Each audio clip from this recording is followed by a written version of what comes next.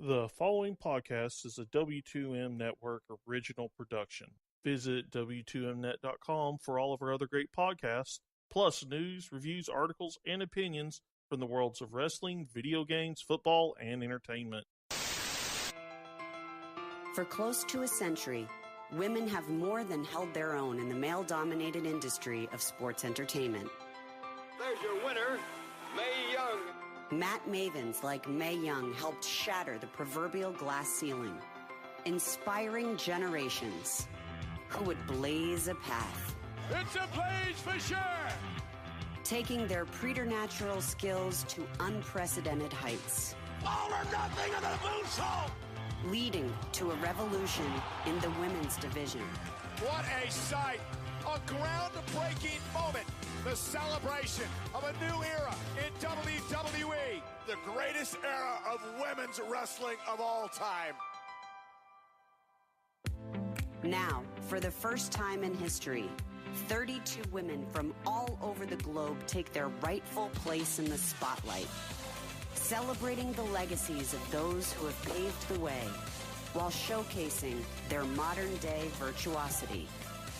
Tonight, these 32 competitors vie for all the glory, the honor, and the prestige of winning the inaugural Mae Young Classic.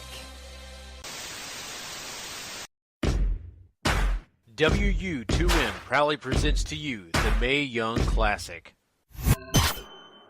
And here's your host, Paul Leazar, Harry Broadhurst, and Patrick Ketza.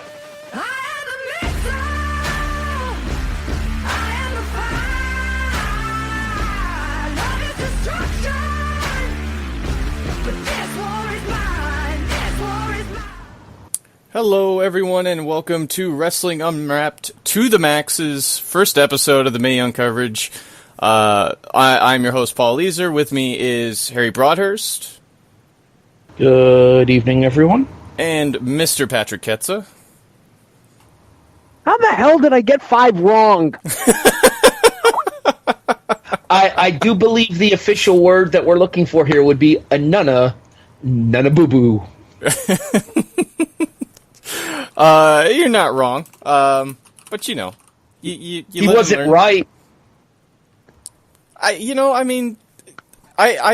read spoilers for those, and we're talking about our bracketology episode that is up on Spreaker, W2Mnet.com, everywhere podcasts are found. If you want to go check out YouTube, yeah. Harry and Patrick's predictions. I read spoilers because I'm a terrible human being, as I've stated many times to these gentlemen, and that's what Patrick's talking about. So I noticeably had to cringe so I wouldn't say anything during the bracketology episode every time you picked wrong. So I went 13-3. I'm actually pretty happy with that. I'm angry that I technically went 10-5. Although if I had picked the one that I didn't pick, I would have gone 11-5. No, I'm giving you credit for Kairi Sane. Yeah, that's fair, right? I mean, right. Sometimes bad stuff happens.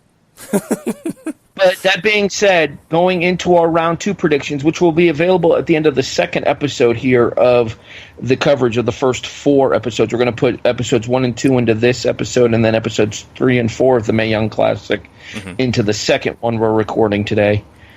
Our predictions for the Sweet 16 will be contained inside of the next episode here, which will be episode 2 of our Mae Young Classic coverage. Correct. And episode 2 probably be a little bit longer, too, because we'll do some wrap-up stuff, because I got some questions about what you guys thought about these first 4 episodes, which we'll wrap up there. But we're talking about episodes 1 and 2 here, and before we dive into that, I need to thank 411mania.com and Last Word on Sports for having us around, putting us up there, giving us some support, all that great stuff. You can also find myself on Wrestling to the Max. You can find Patrick and Harry over on Wrestling Unwrapped, which are both on W2Mnet.com. As well as wherever else podcasts are found, YouTube, all that great stuff. So, all the plugs out of the way. Episode 1 opens with basically the same format we had in the CWC, which is video packages for both of the competitors, then their intros and their matches. So, I'll skip covering all those, and if you guys have something you want to talk about during the video packages, we can talk about it during the matches. But they open episode 1 with Kaylee Ray taking on Princess Suhei. And I thought this was a really fun opener, not nearly as fast-paced as I thought it was going to be. And to me, I thought Suhei was maybe a little slower than what I was anticipating, but I thought Kaylee Ray was awesome in this, and I felt like it had the right build and everything that you really wanted, I think, from the first match of the tournament. How do you want to do this, Patrick? Do you want to go first or second on the first episode? Since you're offering, I'll go first. All right, I'll go first on this. I'll go first on the second episode. Okay, fine. Yeah, I was actually kind of surprised at how slow it is, but I'm talking as somebody that knows what Kaylee Ray can do, not as much with Princessa Suhei. Mm-hmm. I mean, it was definitely a very good tournament opener. I mean, I'm a little disappointed that literally I started the damn tournament 0-1 because I did take Kaylee Ray. Quiet. But yeah, I thought it was actually a very good match, but yes, a little slower than I expected. Well, I haven't seen a whole lot of Kaylee Ray. She's a newer addition to Shimmer than where I am in my collection for the show, so I'm not as familiar about her. I mentioned on the preview that when we did our predictions that she is somebody who stood out to me as somebody to watch out of this tournament, and even though she didn't advance out of the first round, I do believe we are going to see her with a developmental deal coming up soon, if she doesn't already have one. That being said, it goes back to what I said for the prediction special. Princessa Suhei wasn't coming all the way up from Mexico for one match. She was definitely going to be there for the second night for the round 2 tapings as well. So it did not surprise me at all that Princessa Suhei went over here. Yeah, and she does win with the armbar after Kaylee Ray misses a senton. And I really like Kaylee Ray. I don't know if she necessarily has a spot waiting for her in development. I think she's phenomenal talent and all that, but with the whole UK deal going on over there, do you think maybe they wait until they start that up and maybe throw her in there with some others from this tournament or something like that? Boy, you're setting a high goal there, Paul. I sure am. Consider the fact that you're assuming they're going to get that. I mean, you could, but then you're kind of running the risk of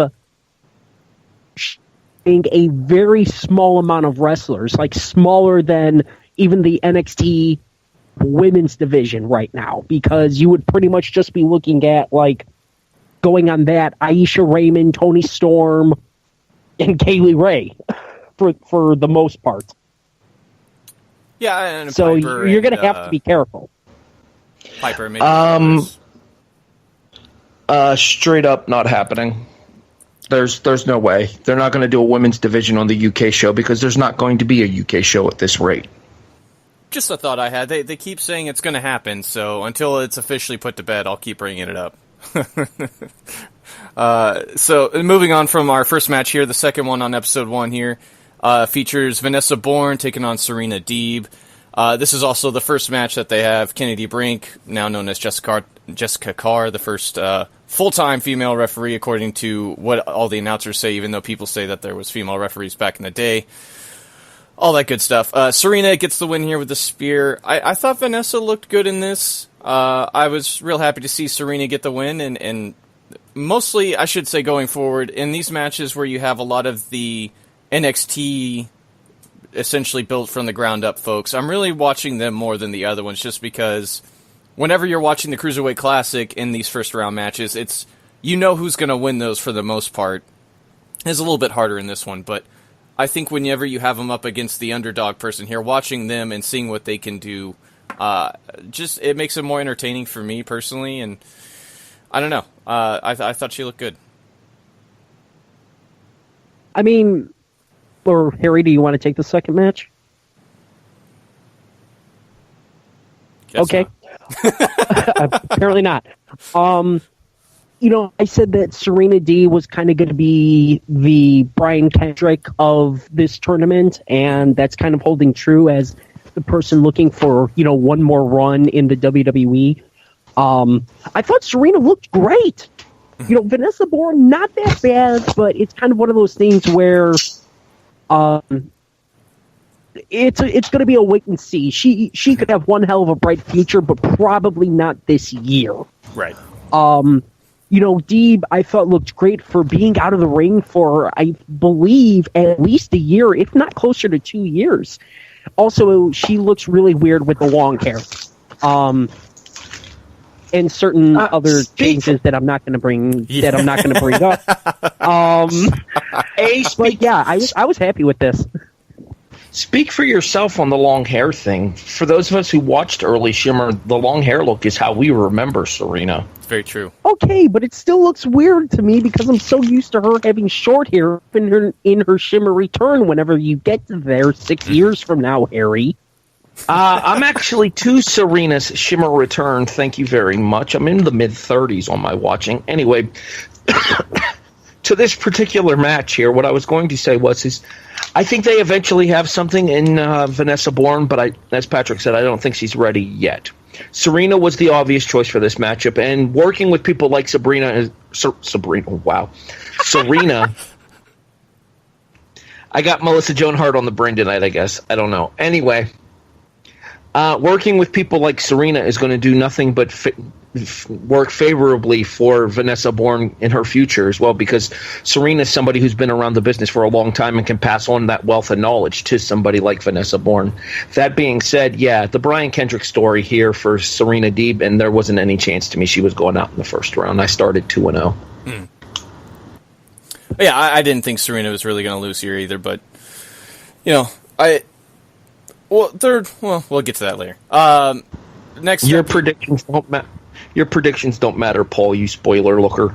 Right. That wasn't what I was going to get at, but thank you for reminding everybody that I'm a terrible human being, Harry. Anytime. Hey, you're the one that keeps calling yourself the terrible human being. We're just calling you a spoiler. Some of us just know what we are, Patrick, and that's okay. He's settled with his lot in life. He's accepted it. It's true. Good for him. Next up, you have Shayna Baszler taking on Zeta. This is basically Squash City. Zeta comes out all fire. That was a mistake. Shayna proves her and puts her in her place very quickly with the vertical suplex transition into the rear naked chokehold, which has a name that I'm forgetting at this moment, but... Murder. Basically murder, yes. You know what? I'll say this. Zeta got more offense in than I thought she was going to get.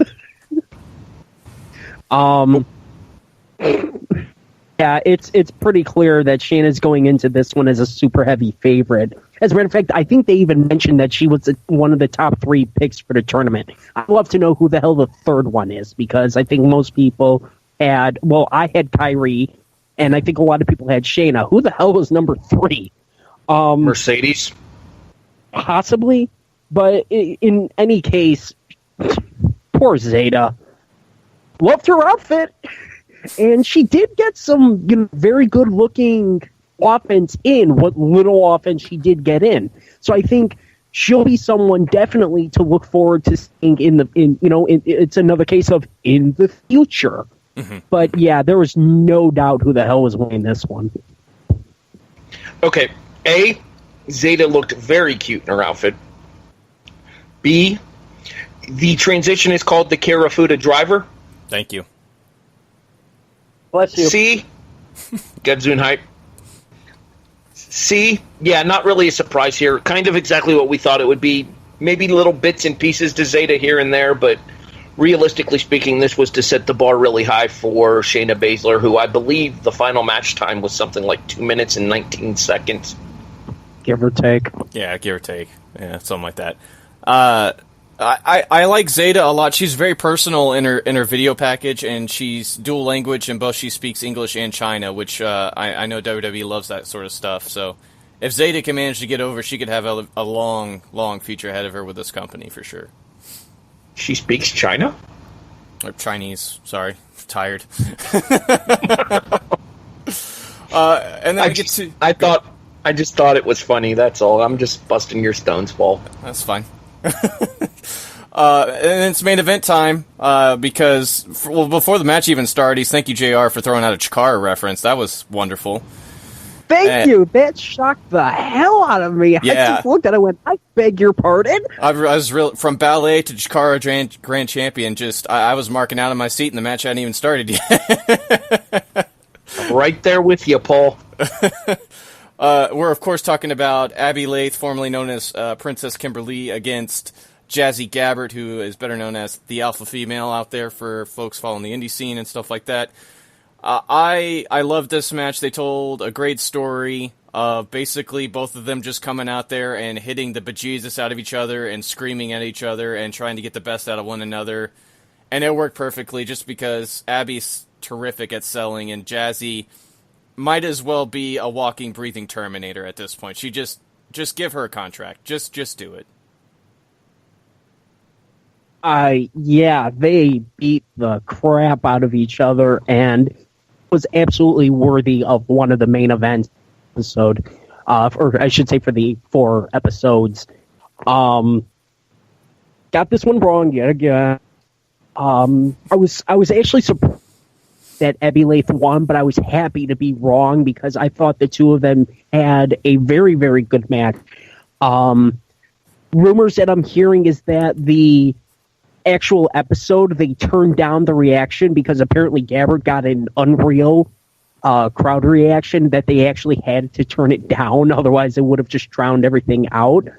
Wow. That says good things to me for Jazzy Gabbert, even though I've never really been big on her. I figured she was going to win in the first round, but be out like second or third. I'm happy to be wrong because I like Abby Lath much, much more. But if we get more matches like this one, I'll absolutely female or whatever name she uses, Jazzy Gabbert fan, easily. Mm-hmm. The reason I picked Abby Lath in this matchup is because I believe that there is a story to tell with Abby Lath, with her kind of looking for redemption off of what she's done on NXT so far. Not to mention you had the classic big girl versus small girl, and I don't mean that in terms of a weight differential. I meant that in terms of a size differential between these two as well. Which also includes weight. Well, I mean, not for her relative size. Abby, she's well put together. I mean, she's not like Barbie doll skinny. Jazzy's just tall and all muscle. I would not be surprised if she's north of 210 legitimately. She is stacked in the muscular sense, obviously. But well, as far as the match itself goes, though, I was actually very impressed by Jazzy Gabbert. I knew what Abby Lath, Princess Kimberly Frankel was capable of. Mm-hmm. The only bits that I had seen of Jazzy Gabbert before had been in TNA as the alpha female, and I was less than impressed by that run. But then again, TNA. Mm-hmm. Exactly. And they also they had that nice storyline here with the alligator clutch that Abby learned from her trainers, who learned it from Mae Young, which I thought was a real nice tidbit to throw in from the video packages. And it sounded like I cut somebody definitely off. No, I feel like that could end up becoming a story a little bit later on in the tournament. Mm-hmm. I'd be interested to see a story where maybe like Abby gets taken out by the alligator clutch herself. That would be very interesting, but I mean, obviously, I don't think they would have brought it up unless it's going to be something. So I would continue to watch out for that as we go forward with Abby as she does move on. And that brings it into episode 1, which I thought was a pretty solid all-around episode. I don't know if you guys want to give overall thoughts on each episode individually or not, but I was just about to ask, do you guys want to do ratings for the individual episodes, or do you guys want to do ratings for both episodes at the end? I mean, if you guys want to rate, it would probably make more sense to rate it by episode. Yeah. 6. Interesting start to the tournament. The matches that needed to be good were good. Nothing stood out as bad or anything to me. The only real match that honestly was kind of just there was the Shayna Baszler match, but you kind of had to expect that going in. Shayna's competition levels are going to significantly pick up as she goes deeper and deeper into this tournament, assuming she goes deeper and deeper into the tournament.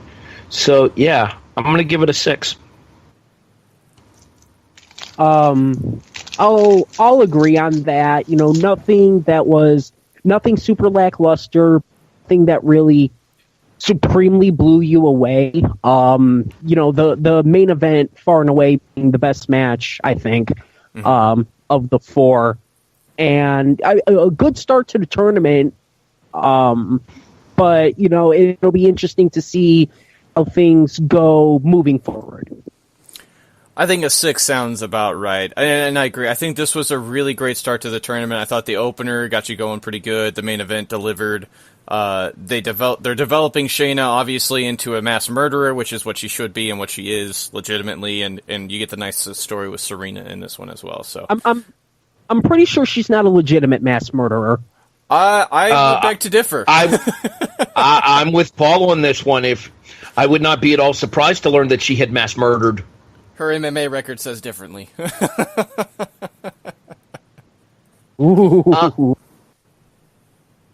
One other thing to point out real quick here, in regards to me giving the show a 6, I mentioned that nothing was terribly bad, but nothing was blow away great either. Yeah, that's the main thing here, is the fact that the main event was good, but not great, in my opinion. Mm-hmm. I gave it 3.25.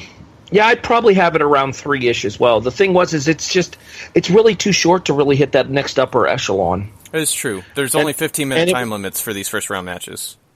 And it was the longest match on the show at 10 minutes and 15 seconds. Mm-hmm.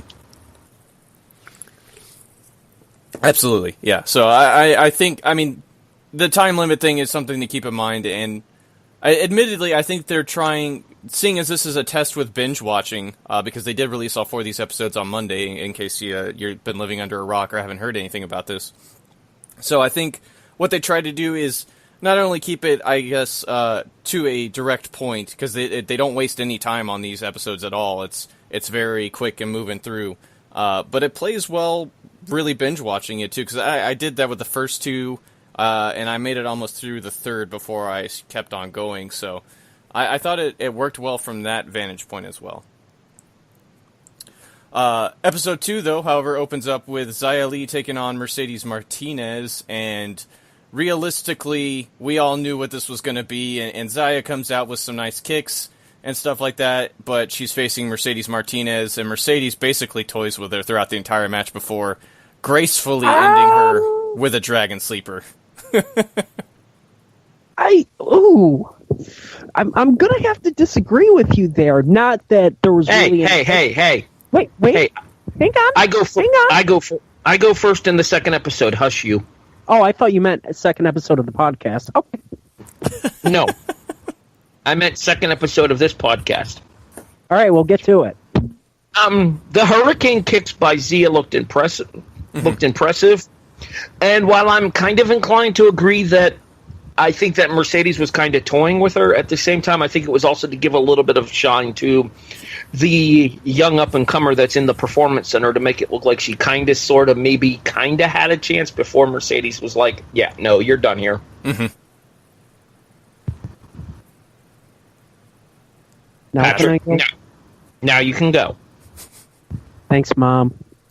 I don't know that I would really call it Mercedes toying with her, because Xia Li did get some very legitimate offense in on her.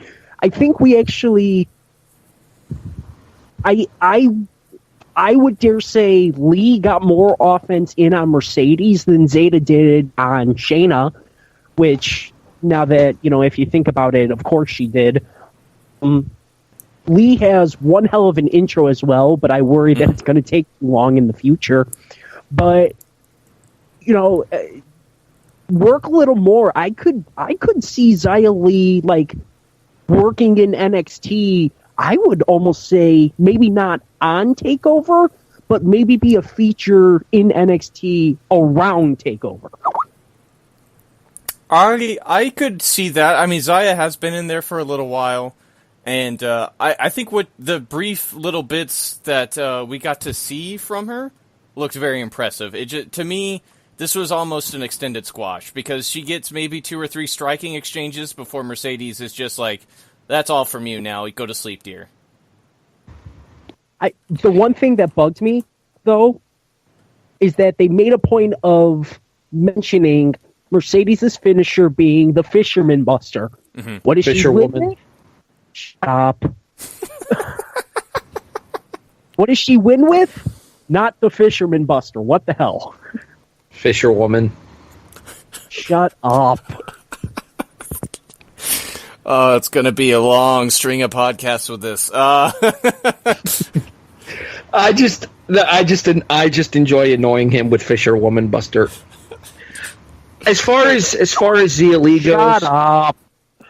as far as Zia Lee goes, I mean, I could eventually see there being something being there. I mean, she's definitely further along than some of her other fellow NXT people that we saw in this tournament. We'll talk more about them once their matches arise on these episodes, but she's not there yet.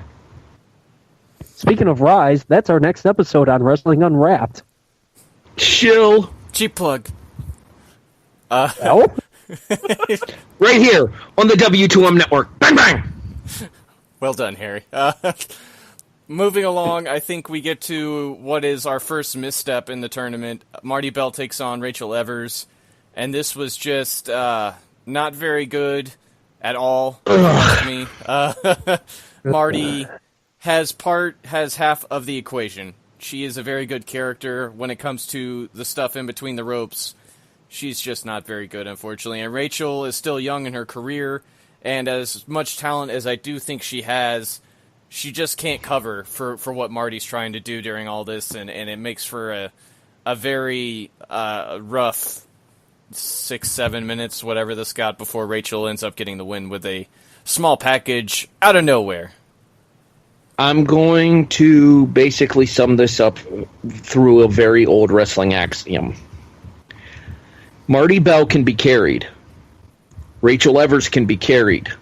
Neither one of them can lead a match, and that became crystal clear in this contest. This was rough. Mm-hmm. I'm glad to be wrong on my prediction here, because I actually did pick Marty Bell, but I'm glad to be wrong because I honestly do think that, and we talked about this when we did the predictions during our bracketology episode, that I think long-term, speaking for NXT and for the women's division down there, Rachel Evers has much more potential going forward for NXT. So I'm glad to see her get the advance here. And I understand rumors are that Marty's attitude got her in trouble as well. As a truck goes by me, sorry. Sorry, diesel flashbacks. I'm good. Carry on. The weird thing is that, well, for one, why change her name if you're just going to mention her original last name? Mm-hmm. For starters, because you didn't. JR and Lita would not shut up about her being Paul Ellering's daughter, yet they changed her name seemingly so that she wouldn't be Paul Ellering's daughter. But yeah, this match, yikes. I had heard rumors that the finish had been changed. But even if you're changing the finish, this was clunky. It was slow. It's the second bad Rachel Evers match that I've seen in the past, well, basically this month. And the thing is, I've seen her have awesome matches. She had one with Tessa Blanchard last month at Wrestle Circus. Mm-hmm. And then she followed that up with one of the worst matches in Wrestle Circus history, unfortunately. It's weird because it's like, from the little bit I've seen, Rachel's an amazing wrestler. Where the hell was that? Hopefully when she, since we can actually see it now, hopefully when she takes on Abby Lath in the second round, hopefully that can be a hell of a lot better. Because Abby can carry a match. Yes. You want to know where that was? I have two words for you here. Marty Bell. Yeah. Absolutely. I mean, I don't put this entirely on Marty, but I would say she's probably a good majority to blame here. Yes, I get the character, I get the shtick, but here's the problem: she was too much shtick. Mm-hmm.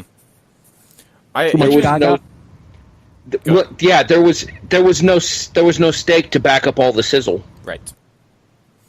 I was about to, even whenever I've seen her try to go straight up one-on-one when she's actually trying to wrestle, it's never been very good from anything I've ever seen, whether it's TNA or the rare sightings that you get of her in OVW or anywhere else I've seen her. It's just not good. Shine is another great example too. Yeah, TNA, a lot of her Shimmer matches.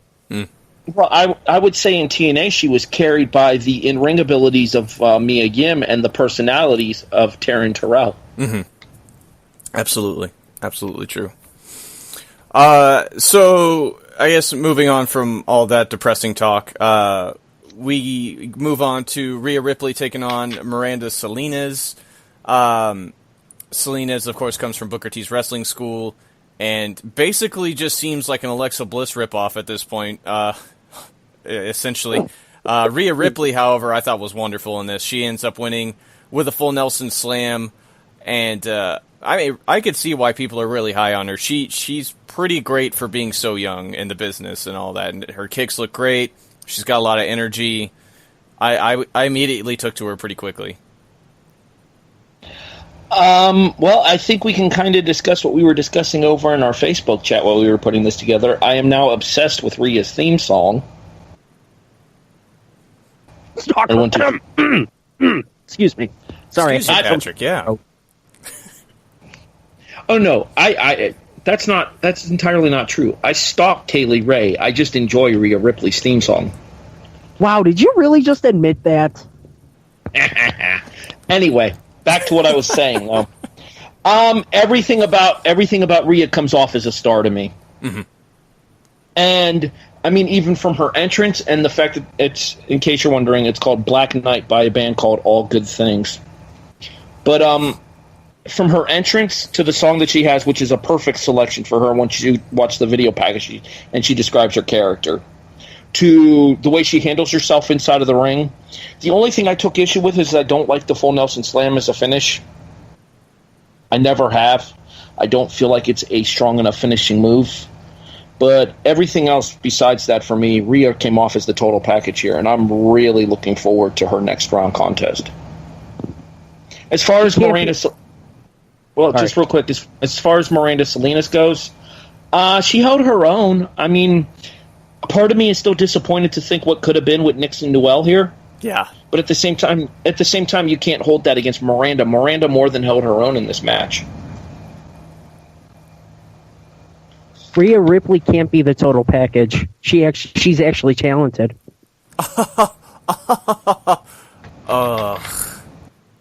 Okay, yeah, I almost made a wheelchair joke, but I decided it was too far. Moving on. Wow, I wasn't going to go that far. Yeah, I'm almost as bad of a person as Paul is for reading spoilers. Almost. Yeah, every like Harry said though, everything about Rhea screams star. She's got the size, she's got the look, she's got the ability. I'm actually okay with the full Nelson Slam. It looks like a believable finisher in a women's match. I hate, having to refer to it that way, but it looks like a believable finisher. Oh, no, bad idea. I said I hate the idea of doing that, though. But it looks like a believable finisher to me. Salinas absolutely held her own, but yeah, it's like what could have been, if Nixon Newell was in that spot. But as you mentioned, you can't take that out on Salinas. Mm-hmm. She just played the hand that she was dealt. Let me ask you a question, Patrick. Real quick, hang on. Right person wins here. I'm happy with Ripley picking up the win. Interested to see what she does in the future in the tournament. Now, Sarah. Okay, first of all, what she's doing next in the tournament should be freaking fantastic because it's her and Dakota Kai. But thanks for spoiling the next episode, jerk. Odds are, if they're listening to this, they've already watched the shows. No excuse. Anyways, at least I didn't look at all of the tournament spoilers, Paul. I'm okay with it. But no, the question I wanted to ask you, Patrick, and I'll ask you this as well, Paul, because I'm curious as to your thought here. I mentioned that I didn't care for the full Nelson Slam finish. Patrick was okay with it. Do you think it would have looked better if she'd have fallen to the mat with it? Like lifted her up with the full Nelson and then... No, because we saw Sage Beckett do that a little bit later on in the first round. Right. I meant like lift her off of the mat with it and then fall to the side almost like a Uranagi slam out of it. I think the Patriot fell to the ground with him, with his Patriot slam. Yes, the Uncle Slam. Hey man, the new generation was a different time. Don't laugh. I'm not making that up. It's actually what he called it. It was called. I know you're not. I lived it, buddy. Why am laughing? I was wondering if you actually. Well, that was a 100% legitimate reference. Do you think that would have looked better, though? Personally, I didn't have a problem with the full Nelson Slam because before that, she just absolutely murdered Miranda with a kick to the face. And the full Nelson Slam felt more like, this is just how I get you to the ground before I finish you off and get the pin, basically. So I honestly don't have a problem with it, so long as she's always leading with, like, a sick kick or something like that beforehand. Patrick? I already, said my opinion on it. I have absolutely no issues with it. I thought it looked like a great finisher. I mean, visually speaking, though, I think it would have looked more impressive had she gone down to the mat with it. Because otherwise, she's just standing there bent over as she throws her down, and it doesn't look all that devastating to me. Like I said, I think it's just an easy way to get him to the mat after a big kick or anything like that. Although, with all the soccer background, I'm really surprised they didn't go with a penalty kick or something, but that might be too indie, so to speak. Yeah, you really don't see PK used as a finish in the WWE. You see people doing it off the apron and stuff, but you really don't see it used in-ring as a finish, unlike Go Shiozaki does. Right. Or ZSJ to a point. Yeah. I mean, unless we have any more thoughts, it's main event time. And that brings us to Mia Yim taking on Sarah Logan. And, boy, this was great, if you ask me. I really enjoyed this one a lot. These two obviously have a lot of history going back as far as independence and all that goes. Lots of strikes, lots of counters. Mia gets the win here with the eat defeat. And I tell you what, I don't know if there's a better all-around wrestler in this tournament. Maybe one or two that are on the same level as Mia Yim is. She's just an incredible talent, and I thought Sarah Logan looked great here, too. Better? No. People on her level? Yes. Because I honestly feel like Mia Yim is one of the women in this tournament that can work any style that you want to and actually genuinely mean that. Mm-hmm. She can brawl with the best of them. She can fly with the best of them. She can stand on the mat and wrestle with the best of them. She can do everything, and I'm really, really hoping that she ends up with a deal out of this because, frankly, she deserves it for as much as she has been busting her ass over the course of the last decade-ish in the women's wrestling scene. That being said, I was more impressed by Sarah Logan in this match. I've mentioned before, Patrick talked about the fact that he had not been previously impressed by Sarah in her previous incarnation as Crazy Mary Dobson. Mm-hmm. I've seen a lot of death matches from Sarah, and a lot of hard hitting matches like that where she's worked against guys that have been okay. Matches against women for her have never really clicked to me. I actually called a match of hers against a female competitor before for a company that I used to work for, and I was not super blown away by her. This is the best I have ever seen her looked. Her character work for this match is fantastic. The new look works for her. And she stayed toe-to-toe with Mia throughout the entirety of this contest. Absolutely the best match of round one thus far. I really don't know that I'd go that far. I'd say second best match. I in this case, I thought both main events delivered, but I do still think the first main event was better. Sarah, same thing. That's far and away the best I've ever seen her look. And I'm saying this as someone that watched her quite a bit in Shimmer under, like you mentioned, Crazy Mary Dobson. I almost, boy, it was just, because of the fact that this is the first time that I'm seeing her, in character full-blown, it was so weird to me, to hear the thick Kentucky accent. Mm-hmm. And just everything about what she does. The whole thing was weird to see. But yeah, she absolutely more than held her own. I thought she had a great 50-50 match with Mia.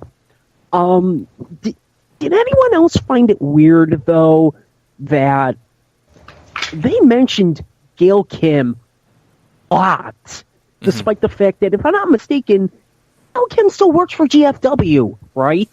She does. She's retiring at the end of this year. And I think what you're talking about is them being an influence. Gail and Lita were both influences for Mia Yim whenever they were talking about her, if I remember correctly.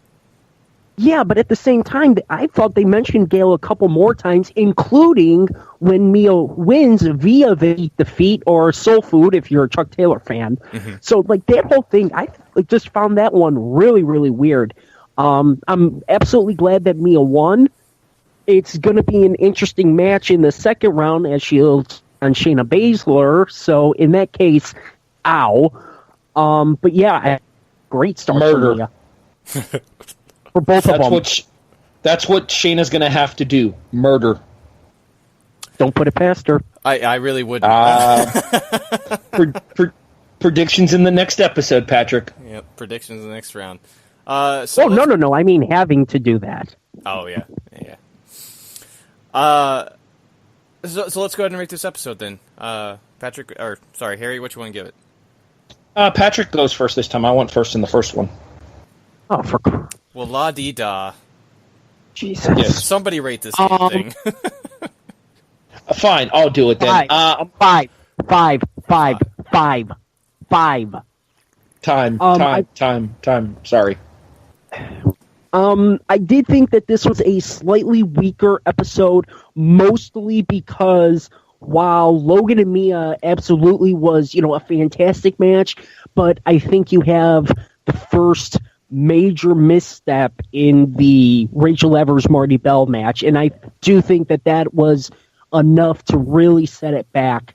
I will say, going through the first 4 episodes, I don't think that was the worst match of the first round, but we'll get to what I thought was the worst match of the first round when we get to that match, aka we're not there yet.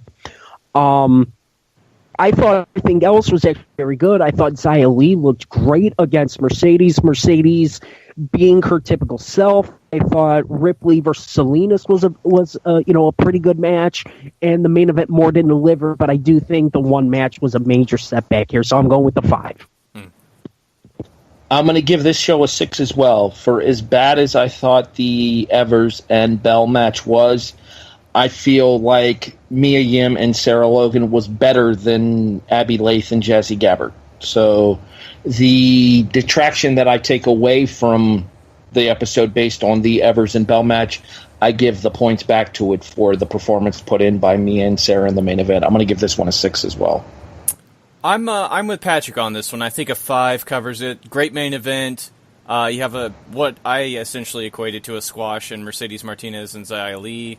Marty Bell and Rachel Evers was just not good in any sense of the word. Garbage. Yeah, just bad. Yeah, and Rhea Ripley was a nice breath of fresh air after that, and I thought her and Salinas put on a very fair match, and one that really, I think, made Ripley look exactly what she's going to be, and that's a star. So, do you guys want to plug anything before we move on out of this episode? I would just say, in the case of Wrestling Unwrapped, be on the lookout for our next 2 episodes. The first one being WCW Road Wild 1998, and then we will be finishing our August 98 reviews with SummerSlam 1998, The Highway to Hell. And then we'll be back next Sunday with an episode to be posted probably Monday or Tuesday with the first edition of Rise, another female-focused wrestling organization. This one ran by Kevin Harvey out of, it originates in Berwyn, Illinois at the world-famous Berwyn Eagles Club. Hey. Madison Eagles Club in Berwyn. Madison, we miss you. Come back. We sure do. God, she's great. I am, you can find me on Wrestling to the Max. We do episodes every Monday and Thursday, which you can find every Tuesday and Friday. I do the Raw reviews and the NXT reviews with Mr. Gary Vaughn on those specific days as well. And shout out to Gary for filling in for me for the SmackDown and 205 Live reviews tonight, so that way I could do the NYC reviews with you guys as well. Absolutely. Gary's a treasure. He helped firm up. It's a different intro this week, one that I mashed up with one that I had made. Gary does a lot of work around here, so he's a good guy. And I think that's going to do it. So, for Patrick, for Harry, and myself... Oh. Somebody had words. Who had words? I didn't, but I was going to say, and he doesn't read spoilers. He does not read spoilers. You're right. So, for Patrick, for that asshole Harry, and for myself, have a good night, guys. The following podcast is a W2M Network original production. Visit W2Mnet.com for all of our other great podcasts, plus news, reviews, articles, and opinions from the worlds of wrestling, video games, football, and entertainment.